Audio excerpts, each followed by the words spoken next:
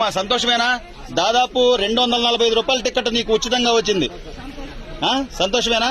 ఇప్పుడు రాను పోను అంటే దాదాపు 250 రూపాయలు అయ్యాయి. 500 రూపాయల టికెట్ రాను పోను.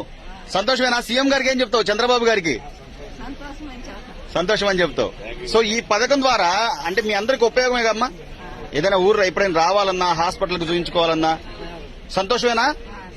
మేడం మీరు చెప్పండి. అంటే ఒక మహిళలందరికీ కూడా ఈ బస్సు ఉచిత బస్సు ప్రయాణం కల్పించడం అంటే అనుకున్నారా మేడం? అంటే ఇంత లోటు బడ్జెట్ లో ఇంత కష్టాల్లో కూడా ఈయన చేస్తాడా చేయడా?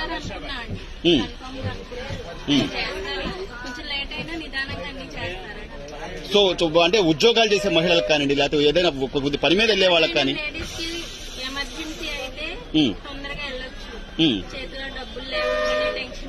అవును.